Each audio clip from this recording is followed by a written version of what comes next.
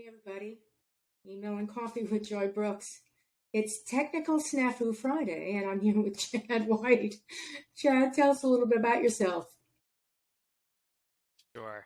First, thanks for having me, Joy.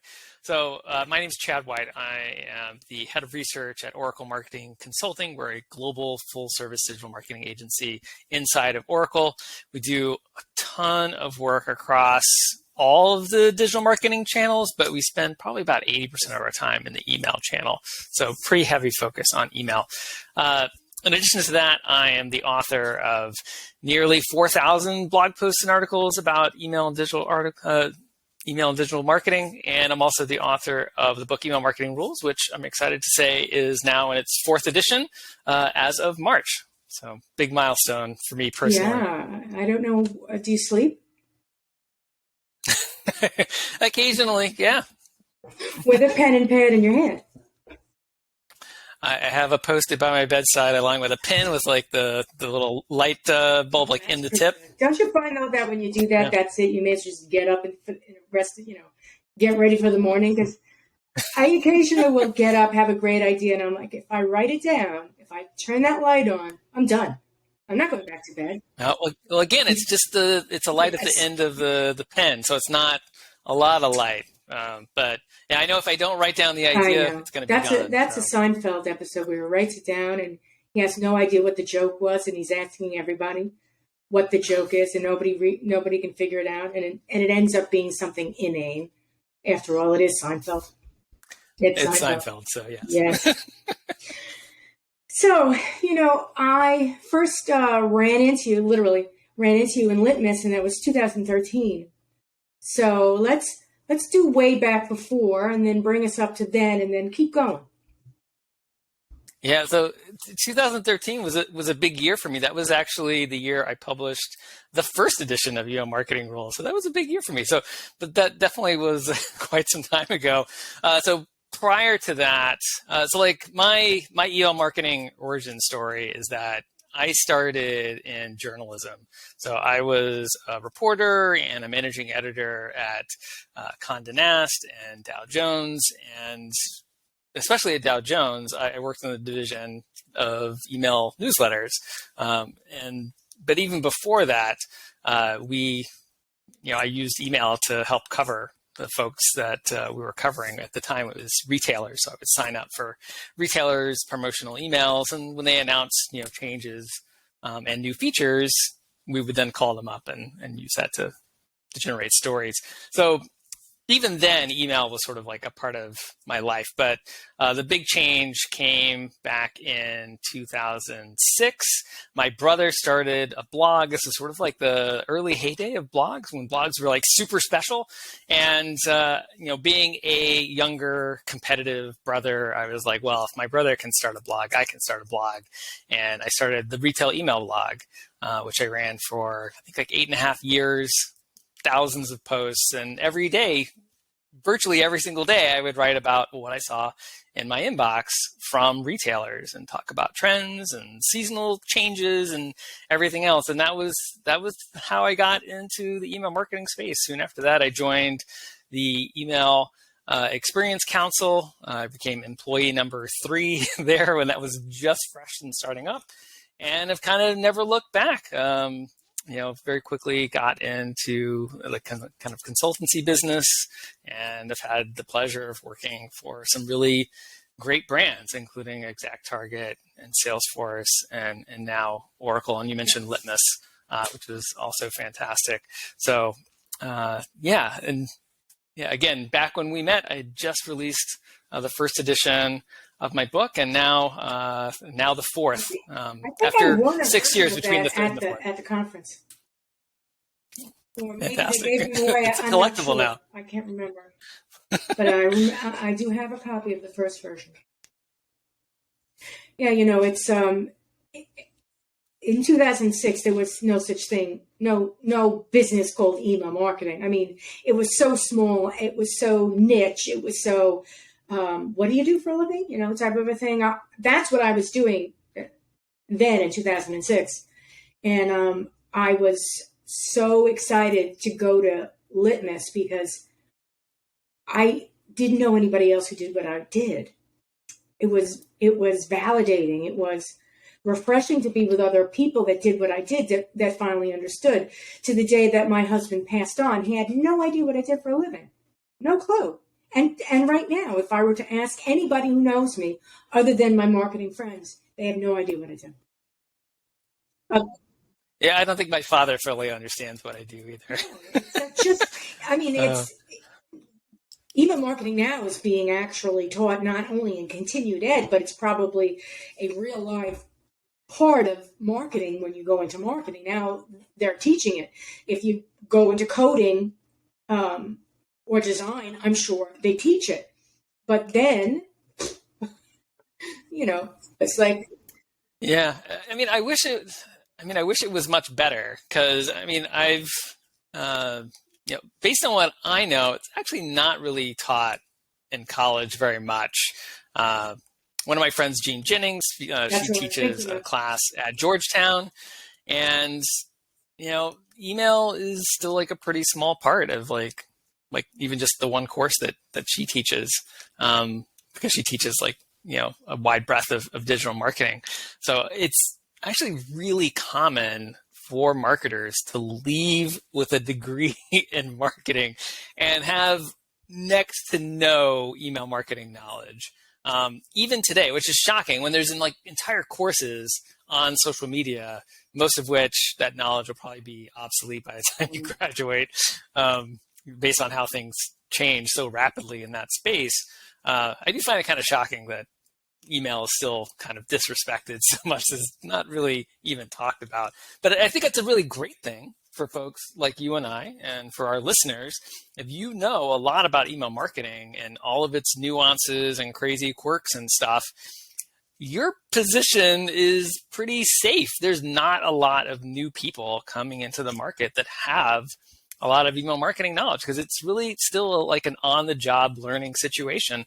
I mean, I certainly hope that folks, pick up my book. I hope they go to things like Litmos Live, but you kind of have to work at it and seek it out, because you don't just naturally get it as part of a marketing education. Yeah, there's a lot of people that perhaps they'll use the WYSIWYG, and they're okay. I'm not going to have a conversation about that, but they'll use a WYSIWYG. They'll get a drag and drop, and they'll use that, and they'll create campaigns. But there's so much involved in the headspace of email marketing, and it really is the headspace, because I can still have conversations with people and they're refreshed when I say it, try to focus on one call to action. And the expression on their face is really? Yeah, really, one call to action. Make a few different emails. One call to action. You're literally trying to get into somebody else's inbox and ask them to do something. And if you ask them to do 3 things, odds are they're not going to do anything.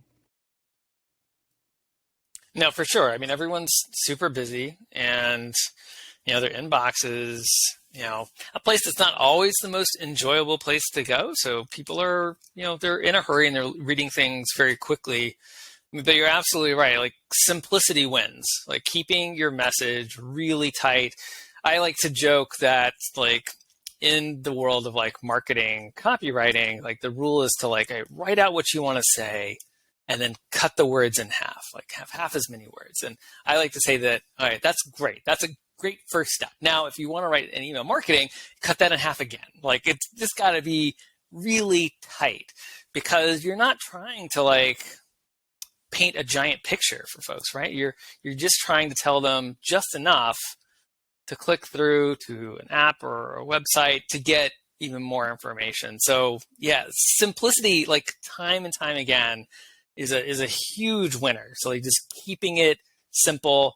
I think you can have secondary messaging, but there should be a really clear hierarchy, so it's really obvious what's the most important thing. And then, all right, maybe you didn't like that. Here's something else that can really work, giving people a few different options. But you're right. If you flood them with tons of options, I think we've all seen really busy emails that just are just chock full, right? And I feel like these are the people who are like losing the battle with like the merchandising department and with like the other departments in the company, where they're like, hey, I really want to drive sales of this thing, like get it in that email.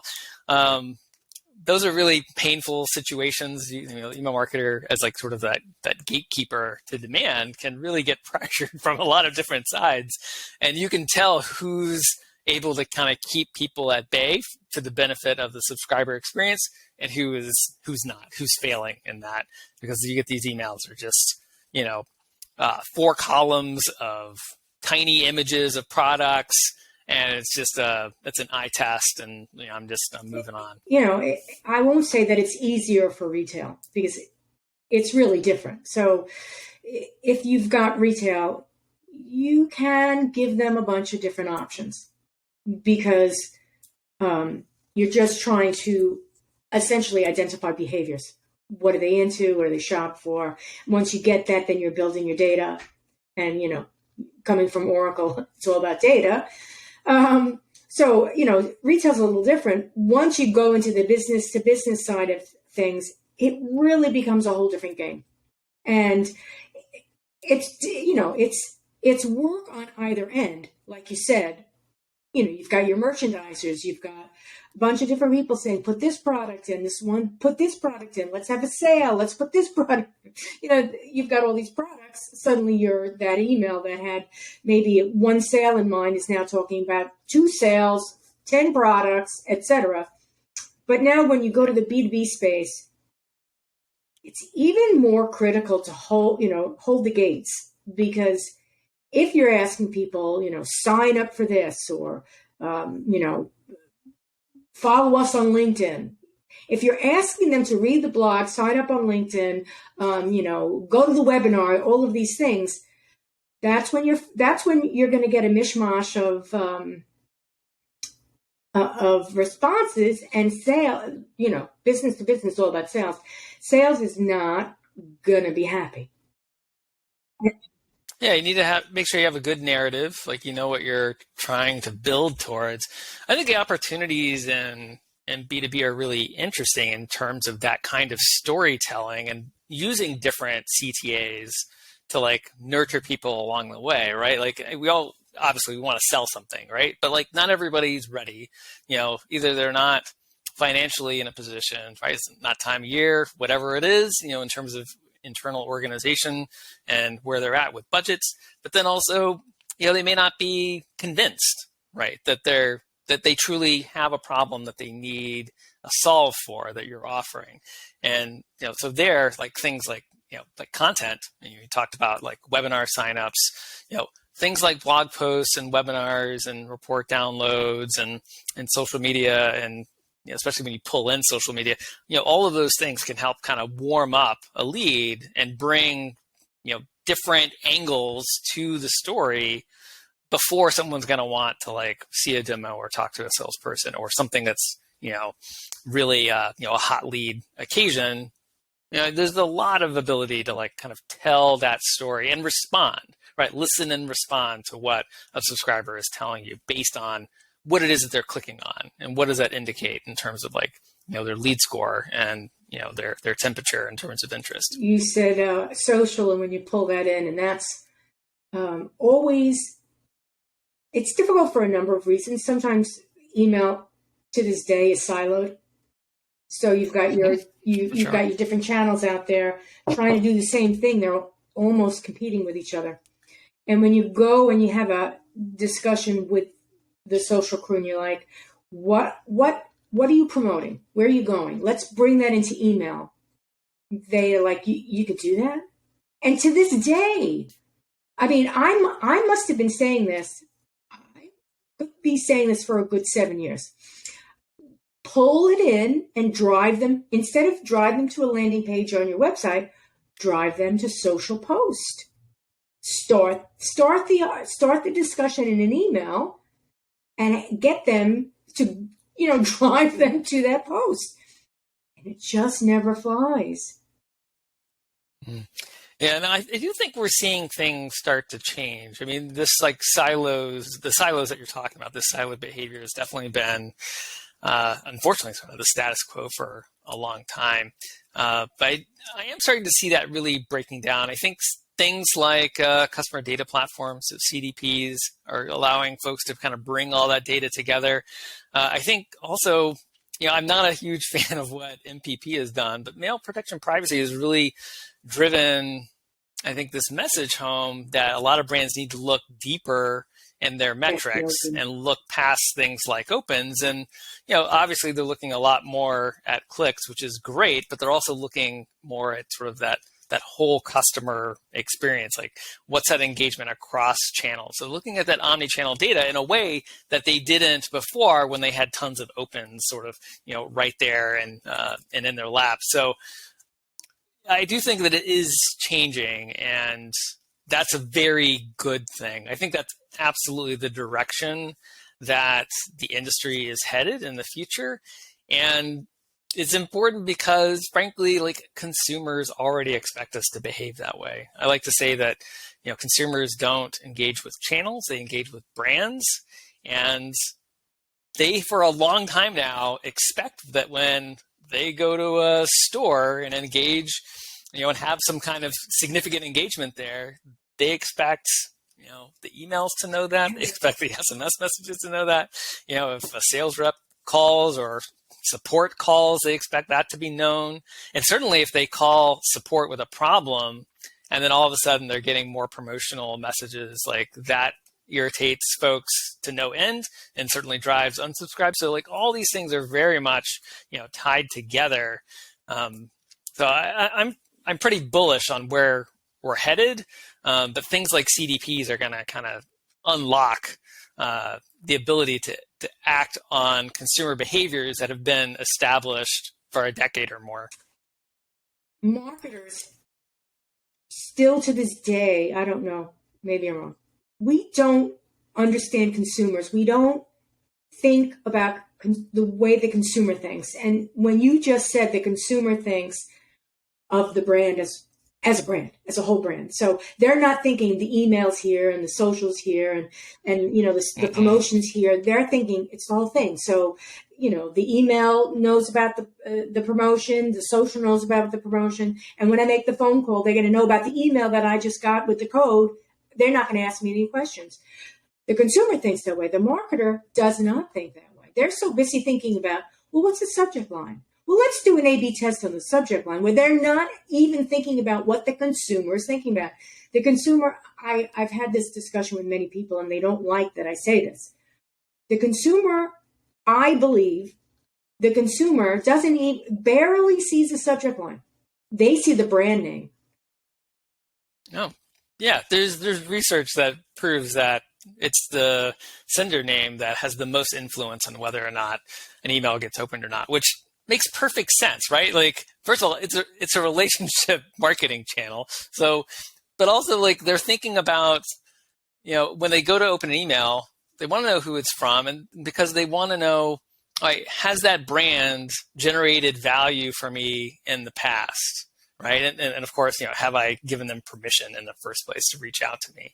So I call it like the zero stage of email marketing in terms of like the funnel. Like everyone, I think they want to start at like that envelope content. They think like, all right, that's like the first stage. And then if I can get them interested, they'll read the body. That's the second stage. And then if they're interested still, they'll go to a landing page. That's the third stage. But that zero stage is actually all of their past recent exposures to your brand, not only email, but also your brand out in the real world, interactions with support and sales, because again, we see that those things impact email behavior as well. I gave you that example of like having a really bad customer experience and then they get that promotional email. There are a lot of folks who at that point then unsubscribe or more eventually will report that as spam. And I know there's been a lot of kind of more famous instances of that happening with travel brands, so like airlines. So like airlines canceling somebody's flight and then like an hour later sending them like a promo to like try to get them to buy another flight. Like it's tone deaf, right? And the brands are saying like, oh, well, we don't have these systems connected and they can't talk to each other, so like there's no way to like suppress emails to those folks. And I know that like technologically sometimes that absolutely is a barrier, but consumers don't care. Like they just don't care because they see it all as the same brand. They assume that the brand knows. They are not sympathetic to our technological problems. They expect one hand to know what the other hand is doing when it comes to a brand. When people ask about trends, that's really what I wish people would in email marketing. That's where I would like to hear people seriously have discussions, because it's really not about, I don't want to, let's not use the term really. It's not about the small A/B tests with a subject line to see if you can get more engagement, more opens. It really is about getting that entire brand experience, getting the full story, treating the consumer like, you're inviting them into your house. You'd better be ready. You'd better have food, and you better, have entertainment. That's what they want. You better have a good party. Are you ready? Like if you invite them in and there's no one there and there's nothing to drink and they can't go to the bathroom and all, what kind of an experience is that? Along the lines of what you were mentioning, a particular brand and I had a contract whereby it didn't end amiably, and I'm still getting surveys. How are we doing? How are you doing? Don't you know? You ought to know, because I ripped up your contract. So they're completely unaware of what's going on, and it's really a matter of the data management in email, the person in email saying, I need to get better handle of my data. Who's in charge of that? What matters? What doesn't? Obviously, segmentation does.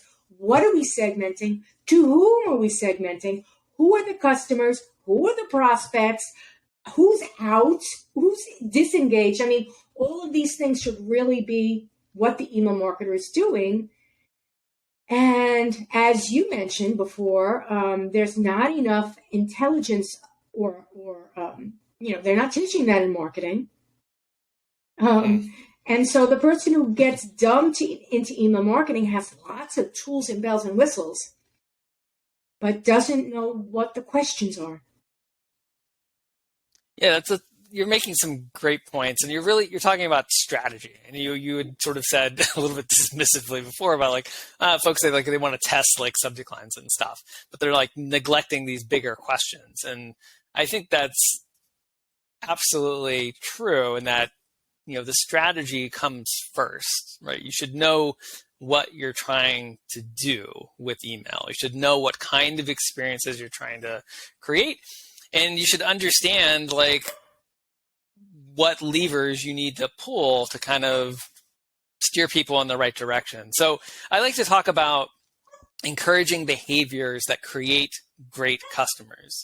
And those behaviors are going to be different for every brand, right? So if you're like a SaaS software company, you know that you want your customers to be using their license pretty fully. Like you want them to be, using all the different features and, maybe getting additional seats in the software. There's different signals that you see in their usage that tell you when they're getting value and when they're not, when there's like red flags. So, you should try to figure out that stuff first, because then that tells you, all right, what kind of messaging do I need to do? Do I need to have some triggered messaging that fires off based on, a lack of doing some of these behaviors? And if they're not doing it, all right, why is that? Maybe there's like 3 reasons why they're not doing the action that I want. All right, so what could we do to address those 3 reasons? So like maybe there's here's like a blog post that's related to one of the reasons. And maybe here's like this webinar recording or a video that addresses the other. Maybe here's this checklist or a customer interview that, addresses that other reason. Like, you need to kind of like use your messaging to kind of ferret out what is it, that, is going to make them take the desired action that we want. And that, I'm making it kind of sound easy, but like, you need to do the research to kind of figure out what those objections are or what those barriers are. And that includes, literally talking to your customers, but also doing surveys and polls and other kinds of things, and looking at your analytics to kind of deduce, of the people that don't have this problem, what are they doing? Like, oh, they're reading like this help page. So maybe we need to surface that help page more, to make sure that like sort of cut off the problem before it starts. Like, let's weave that into like our onboarding messaging so that everybody, gets exposed to that. And then maybe we won't have that issue that's hanging people up and stopping them from using that particular feature, and, again, I'm using a SaaS, software example, but like every business has their own kind of map, to like, what are the places where people get hung up and what's the appropriate time to have different types of interventions. Email should be driving a lot of that. And, and the same thing, like in the retail space, like people get, they get hung up because they can't figure out what they need to buy or what they might be interested in buying or making a choice or recognizing a problem. And so you need to have messaging that like attacks all of those different angles, to paint a picture of how your brand can be helpful in their life in whatever capacity. A good example is a brand a seed brand. It's spring, and I'm buying seeds, but I'm also buying other things at the store, and everything that I went to buy was out of stock. And there's nothing anywhere that says click here to be notified when it comes back in stock. So they're missing the mark. And the campaigns that I'm getting are all promotional campaigns now, or, you left this in your cart type of a thing. And I appreciate all that, but they're missing the mark. And these are all of the things that pull all the groups together to get them to think strategically. And sometimes I think teams are not doing that. And so many times I've worked in collaborative groups where I have the opportunity to work for writers, and the writers will be writing, but they're writing in a vacuum again. So they're not necessarily aware of all the pain points. They're being told to write about, we need content, write about this, and they're doing that. But they're creative too. So why don't you feed them the problems and have them come up with some of the solutions? Yeah, I like your example of like lawn care or like spring gardening. There's lots of reasons why someone might want a nice lawn. And those reasons are not all the same, right? Like, so just talking about grass, like it could be because they want it to look nice. It could be because they have kids or grandkids that they want to play on the grass. They want to play games or what have you. There's lots of reasons why. Like, I like to say, like, nobody needs a hammer. Like, nobody wants a hammer. Like, the hammer is not the product. It's what you can do with the hammer, right? You want to build a deck. You want to build, a bookcase, whatever it might be. Like, it's the thing. And I feel like a lot of like home goods stores and I like Williams-Sonoma. I think they're really smart. Like, they recognize that like people don't really want a pan. They want food. And so like they integrate recipes into their messaging about, all of their kitchenware, right? Like, they recognize that like, all right, not only do they want food, but like they probably also want like that group probably wants to like have impressive food. And they want to have like impressive like dinner parties or family get-togethers. And so like they paint like a whole picture of a lifestyle that their audience, can relate to, and giving them ideas about what to cook and like how to host and how to set a table. Like all the how is really important. And I think you can apply that same kind of methodology to content for just about anything. And there's always the how. I mean, even just in email marketing, right? Like email marketing tools, like Oracle, like lots of others, they allow you to do a set number of things. And a lot of it is fairly standard. Everybody goes, their own little different angles and things. But like roughly speaking, they hit most of the same marks. Like it's not enough, right? You need to know how to do it. That's the thing that like is really important, and like the details. And so, email is great at helping to tell that kind of bigger story that connects with people in ways that are more meaningful than by a hammer, by grass seed. Like you got to go beyond that. There is the bigger picture. There's the tech behind it. And speaking of tech, the biggest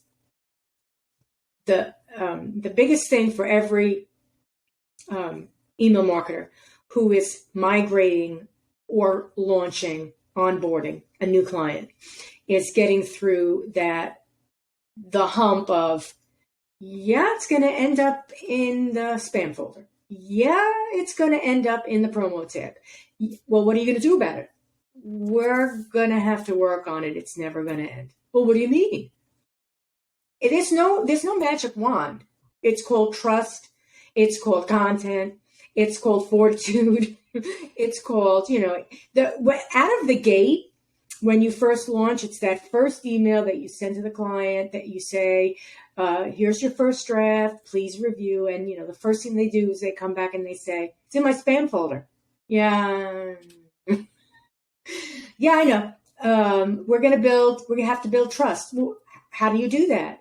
It's going to take some time. And that's nothing anyone wants to hear, because they've been sold a bill of goods that email marketing is this miraculous tool that's going to bring them millions of dollars. And it's so simple. Constant Contact does it. Yeah, that's definitely not simple anymore. Yeah, I mean, so 4th edition of my book is in 2 volumes. It's nearly 700 pages. I mean, there's a ton of content here. Now, it's very broad. I mean, it covers a lot of different aspects of email marketing. I think email marketing is just as powerful as it's ever been, but it's undeniably more complicated, right? Like when I wrote the 3rd edition, there was no dark mode. When I wrote the 3rd edition, there was no AMP for email. There was no schema. There weren't any CDPs. There was no generative AI. Like there's been lots of developments that have come along that all add sometimes requirements, things like dark mode you kind of can't ignore, but then there's also like additional options that you can lean into, like schema that might make sense for your brand. So yeah, there's a ton of complexity. It is not easy. I do think it is still very powerful. I think you can still do email marketing not very well and still generate pretty decent returns, especially when you compare it to a lot of other channels, especially if you compare it to traditional channels, like TV and radio and things like that. The returns there are not great. They're very, very low, but you can do email marketing kind of meh and generate a really decent ROI in comparison to those channels. But the thing that I like to say is that I feel like because it has this reputation of being, inexpensive and having good returns, people settle into like a good enough mentality. And the analogy that I've been using lately is that, like, if you went to Vegas and you sat down at like a penny slot machine and you put in your 100 pennies and you got like $40 in return for your $1, it seems like a lot of people are very satisfied with that, and they get up and they walk away. And like that confuses me, because in that real world situation, if that happened, what would you do? You would stay there, or you would certainly like go take a break and come right back, right? You would put in more money because you just had a great experience. But it seems like there's like we seem to like this endemic mindset of settling in the email marketing space where people are happy with good enough instead of investing a bit more and still like generating really good returns. Like they stop well short. And I think that's really, really sad for our channel that so many people see our channel that way. That's because they're using just the surface of the tools, or they don't even have the proper expectations. So if they're thinking, oh, we should be making millions, but we're only making thousands, but that's good enough, then they're not thinking, well, how do we make millions? Why aren't we making millions? Where is the strategy? What is the strategy? And they may not have the ability to do that. They may not. And it's sort of the difference between the person that's using the tools, or I should say, they're allowing the tools to use them, as opposed to the person that can, look at all the tools and say, okay, this is how we're going to do it. They come up with a plan. They're using the tools. Like you said, a hammer is nothing by itself. So yeah, you could bang away at a few things and be satisfied with that. Or you could build a house or a boat or a town with a hammer. And it just needs a bit of forethought. And not everybody has it. In many times in my career,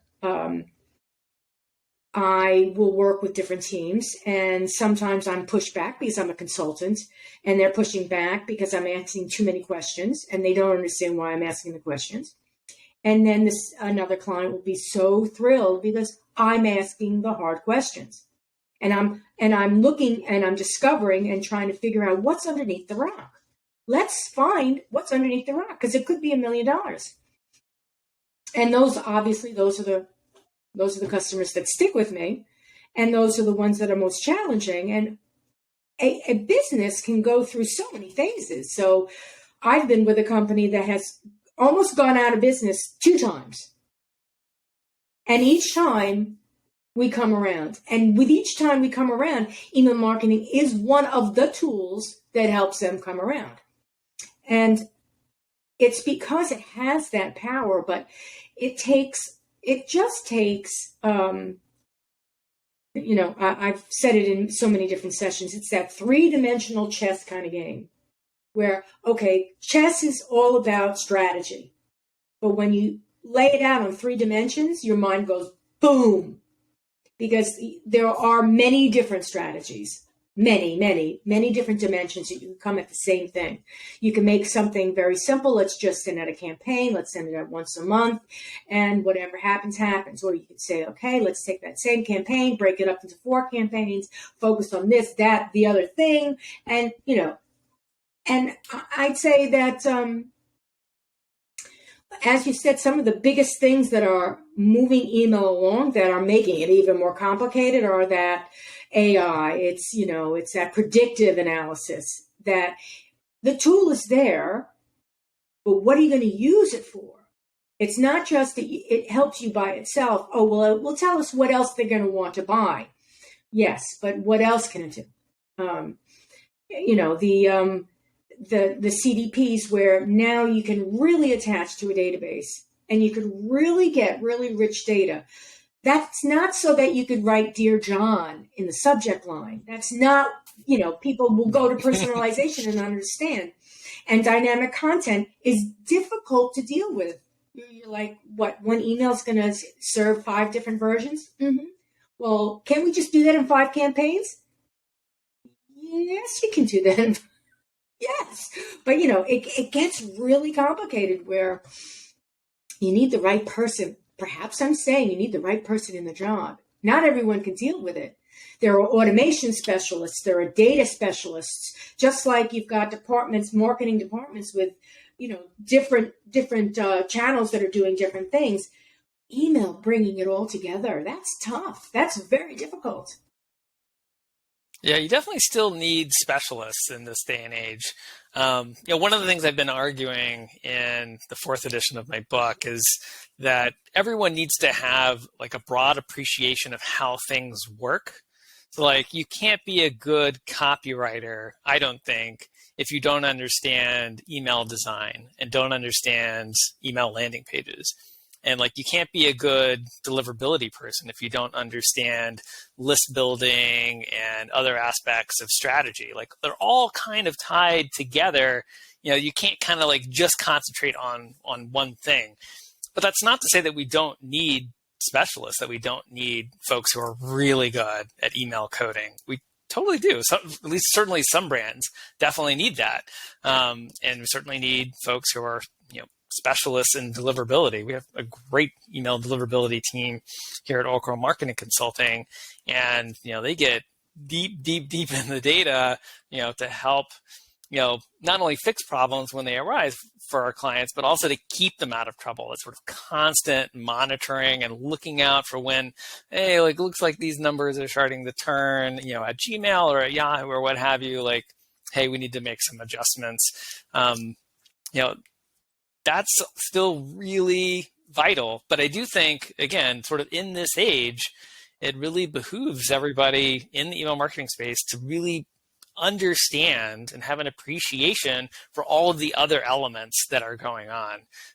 You can't just be heads down anymore and just do the one thing, just do the copywriting, just do the design, just do the coding. I don't think that works anymore, because it's just all too entertaining. Yeah, I mean, it throws it against the wall and gets it done, but it doesn't, you know, doesn't even peel into the second layer of the onion.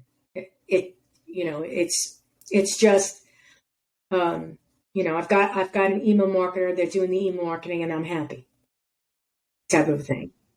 Right. Again, that good enough mentality. Yeah, I mean, you know, yeah, I mean, if you have a narrow appreciation. The thing is, there is a certain amount of specialty that goes into email marketing. And if you're a fly-by-night, if you're just moving through your career and you're saying, oh, I'll do email marketing for a while, all power to you, you know, do whatever you need to move in your career. But if you get bitten by the email bug, which I have, you get to appreciate how, I don't know, it brings so many disciplines together. It brings publishing, it brings design, it brings content management, it brings data management, it brings strategy. I mean, it brings it all together, and it's something that, because I came from publishing, and when I was in publishing, and it was the year 2000, and I was working on a year 2K project, and I accidentally discovered that print was dead. Essentially, I thought to myself, well, what am I going to do? Right.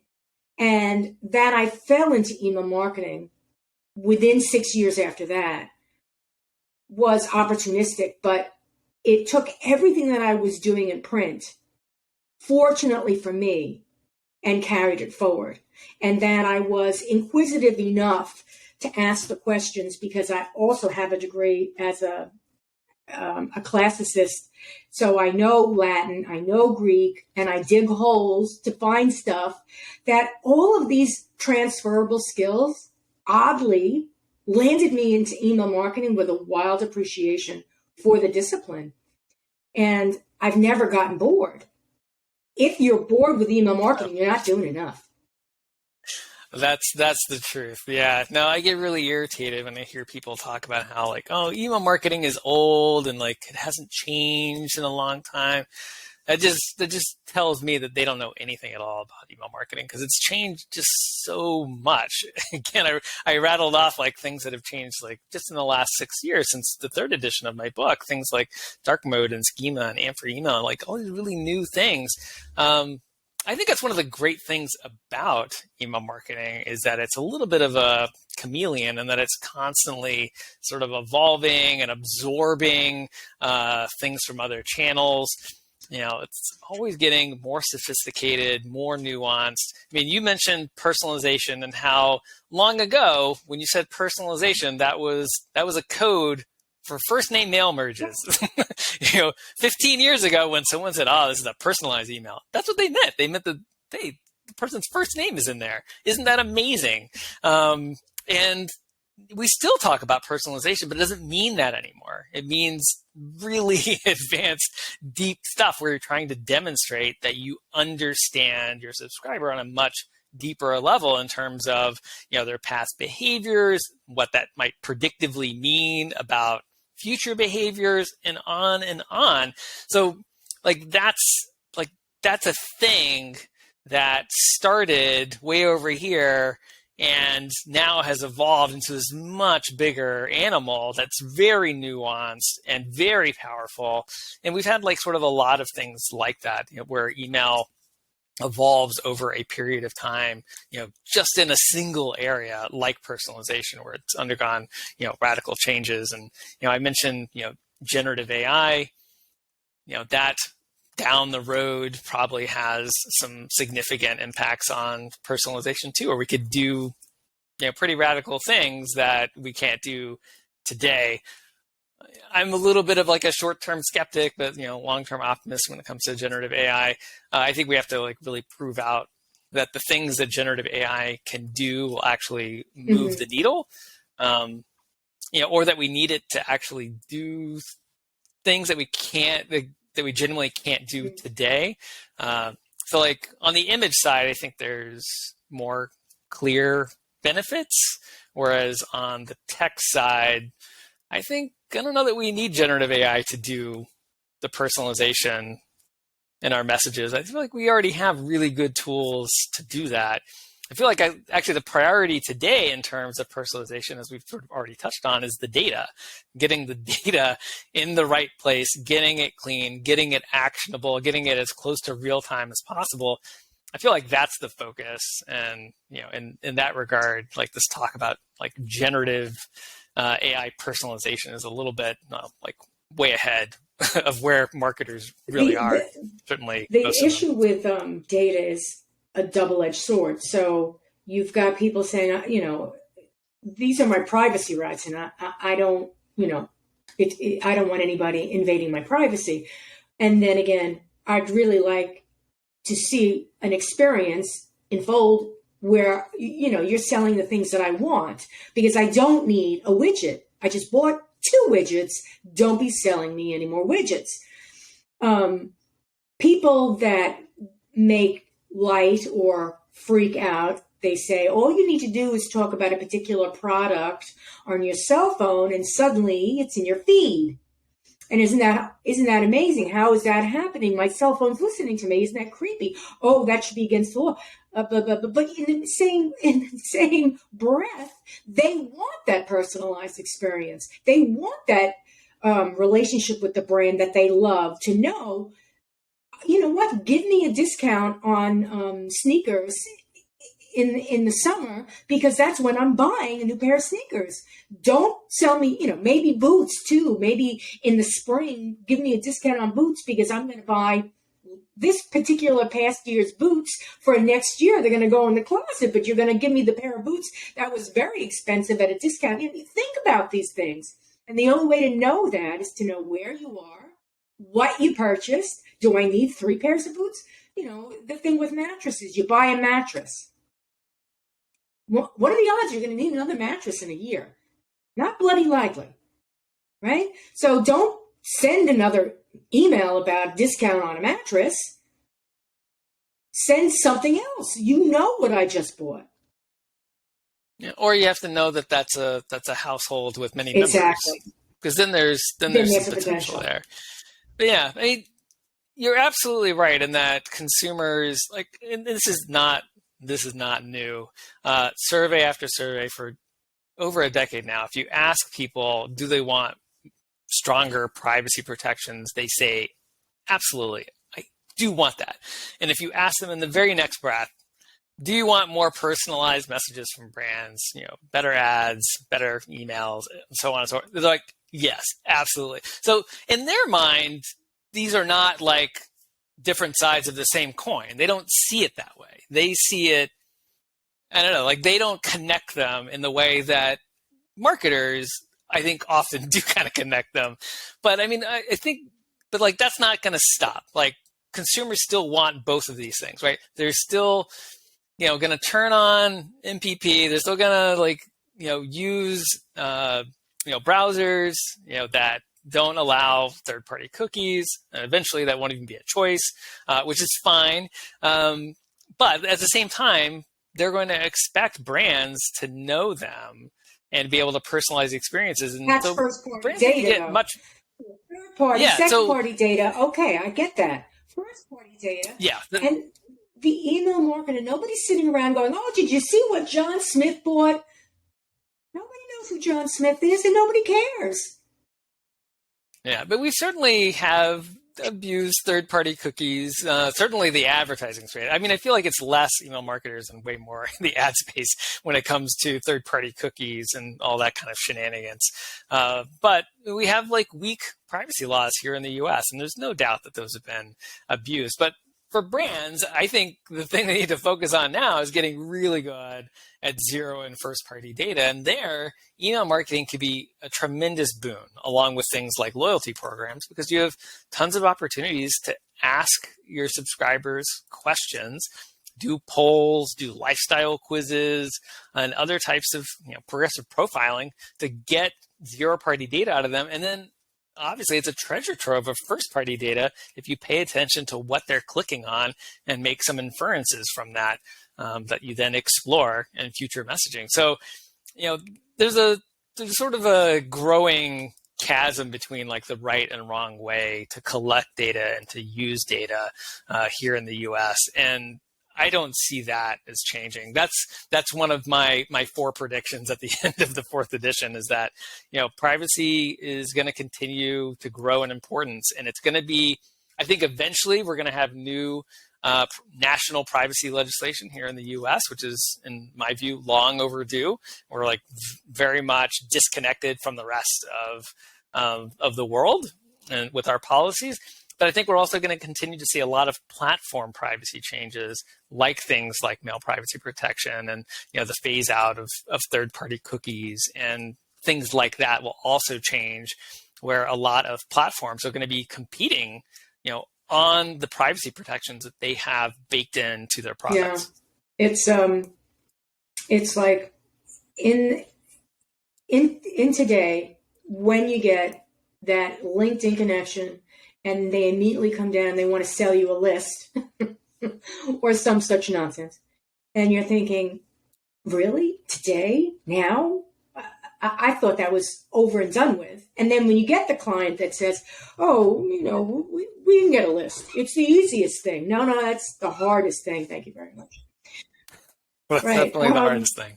But what they don't understand is that there are addendums, and that's where the data is. So whatever information you do have, if it's not full enough, you can get more data. But again, those are those privacy issues that freak people out, where you mean to tell me you're going to merge data from other platforms?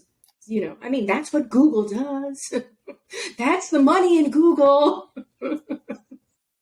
Yeah, but even there, I think there are like really creepy ways of doing that and less creepy ways of doing that, right? There's actually tons of like kind of publicly available data that you can append to, your database, understanding, for instance, if you have their zip code, that can allow you to get sort of general information about sort of the income brackets in that particular zip code. Like that data is out there and not really a secret. Voting is similarly available. You can understand, like, all right, is this zip code leaning one way or the other? What does that? Yeah, what does that tell you about mentality and values and stuff and the messaging you might use? So there is a lot of data that's out there that's kind of fine, and I think in those cases it's how you use it that's super important. If you make it really clear that you've been like acquiring data about folks, and like there's a creepy way to do it, and then there's a way to do it that is a lot less creepy. But like people aren't creeped out that if I go to a store and buy something, that then I get an email that acknowledges right. in subsequent communication that I bought that thing, right? If I go to a store and like buy a motorcycle, and then I start getting emails from that brand that I signed up to receive emails from, and they start trying to sell me accessories for that motorcycle. You almost appreciate that. I'm not creeped out by that. I expect them to know I just bought a motorcycle, right? So there's a way to do looking at it. That's a natural way of looking at it. You almost don't need to get that, you don't need an append to get that data. All you need to do is start watching the behavior. So the first introduction is they purchased something and they trusted us with their email address. So let's give them value for that. Well, how do you do that? Do you want to start it with a promotion? If you do, you're going to go down promotion hell and you're never going to get out of there. If you start it off by saying, well, let's just give them some general, information about the product that they purchased, or, connect it with other products. I mean, do the work. It's not that difficult. And that's not creepy. That's what they expect. Yeah, no, consumers expect brands to have knowledge about how they're interacting with the brand. I do think even within that sphere, though, there's like execution, like nuances where you can hammer somebody over the head with their behavior, or there's more subtle ways of doing it. And I think it kind of depends on how strong a signal that behavior is. So someone leaves something in their shopping cart. That's a strong signal. So acknowledging that they left something in their shopping cart is not creepy or mysterious or anything like that. But if someone, browses a particular product once for 5 seconds, is that a strong signal? Probably not. And so if you turn around and you make a big deal out of that product that they browsed for 5 seconds, that can be a turnoff. But, if they go back to that product again and click around a few times, all right, now that signal is stronger. Maybe now you still don't want to hit them over the head with it, but maybe now you mix that product in with some other products, in your messages. And then if they go to it again, then exactly. you can start to... You can right. build, this is right? exactly how. Instead of just let's turn browse abandonment on and walk away. It's an automation. It's simple. It's right there. It's already built out. Just turn it on. Now Now you're you've got browse abandonment. You've got cart abandonment. You've got the welcome campaign. You've got your weekly emails. Now you're hitting them over the head with a 2x4. So. Yeah. Now you got to pay attention to all those behaviors, and signal strength, I think, is one of the big things there. With things like lower strength signals, what do you do with that? So for instance, one time I bought an item for $1 from my local home improvement store, and I got an email asking me to review that $1 item. And that seems like maybe not a good use of that touch for the brand, and it certainly seemed like not a good use of my time. You're asking me to review a $1 item. It was cheap. I bought it. What's the payoff for you? I'll buy two $1 if I review items. that, how much? Yeah, how much is that impacting even future people? It just didn't seem like a good return on my time or on their touch, right? When you ask people to do something, you want to make sure that it's worthwhile, for you. So that seemed to me like a disconnect, because the signal wasn't there. In the same way that if someone abandons a shopping cart that's worth $10 versus someone else who abandons a shopping cart with $1,000 worth of merchandise in it, I hope that your response is different for those two people, right? That first one with the $10, maybe they get a shopping cart abandonment email, but it's probably just one message, right? If anything, $10, it depends on the brand, all right? So probably one message, but someone abandons $1,000 worth, that's probably not one not one cart abandonment message. Hopefully that's a series, because for most brands, that's a lot of money. And you would want to try to address whatever objections they might have, whether it's they're not quite sure it's the right product, or maybe in that case, maybe they are interested in financing options, buy now, pay later, or a private label credit card that would make it easier to get like zero interest payments for a period of time or what have you. So like, I would hope you would pursue that more than that $10. Yeah, it goes back to the shiny object syndrome, where you've got these tools available in your ESP and it's great, let's just turn them on. Or the other way, where you make something so difficult. It's over strategizing something, where you can do a welcome campaign and have them done with the welcome campaign in 2 weeks, and somebody says, no, let's do welcome campaign for a year. That's not a welcome campaign. That's a life cycle journey. Okay, so let's not even call it welcome, because if you're still welcoming not even 9 months later, there's a problem here. Yeah, I'm not even sure for like really expensive capital goods that makes sense. That's a really long it's a long period of time. And I'm not saying that there isn't any value in it. I'm saying that it's not a welcome. That's life cycle, and the strategy becomes different. And just because the tools are in there and you're thinking I'll use the tools, you're not necessarily understanding the strategy, and you're missing the mark. And without an SOP, once you leave that job because you can't deal with it any longer, the next person comes in and says, what in the world did this person do? And that's yet another issue with marketing and email marketing, is not only the strategy, but documenting it so that you can make adjustments, because you may have a number of things whereby the strategy is going to produce this result, but you're getting that result. Isn't that wonderful? It can happen. You've got to document that, because it may signal that your demographic isn't who you thought it was, which is great. My product is for women. Did you ever think that men are buying for women? They are? Okay. Do you have men's stuff in there too? Because now the men are shopping, maybe you can grab, things like this. If you're not documenting a process where this is the way it went, this is the way I thought it would go, and this is where it's going. And not only don't you benefit from it, but the next cycle through, you move up, you move out. The next person stepping into your role has no idea what you've done. And it's not transparent. Yeah, I think that the theme of our conversation today has been around strategy and like really trying to get to know your customers, understand their motivations, their behaviors, and how like it's not always doesn't always go how you expect it to go. So you really do have to like dig and investigate and talk.